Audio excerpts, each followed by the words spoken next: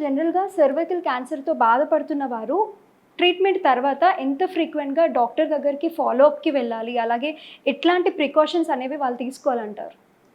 Treatment వరకు ఒక భాగమైతే post treatment కూడా చాలా ఇంపార్టెంట్. అంటే రెగ్యులర్‌గా డాక్టర్‌ని విజిట్ చేస్తూ ఉండాలి. చాలామంది ఏం చేస్తారంటే ట్రీట్మెంట్ తర్వాత డాక్టర్‌ని ఒకసారి, 2 సార్లు కలిసి బాగున్నాను కదా అని డాక్టర్‌కి వెళ్ళటం మానేస్తారు. అది చాలా తప్పు.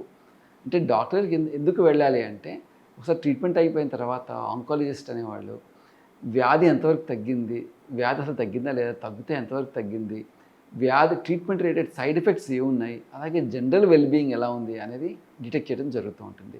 అది కాకుండా రెగ్యులర్ ఫాలోఅప్ విజిట్స్ చెప్తూ ఉంటారు.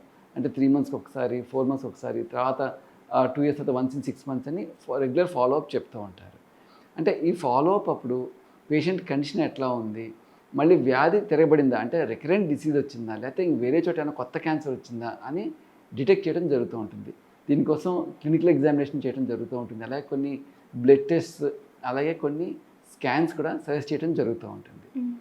ఇంకా ప్రికాషన్స్ దగ్గరికి వస్తే ఖచ్చితంగా డాక్టర్ చెప్పినట్టుగా డయట్ ఫాలో అవటం, అలాగే హెల్దీ లైఫ్ స్టైల్ అడాప్ట్ చేసుకోవడం చాలా ఇంపార్టెంట్.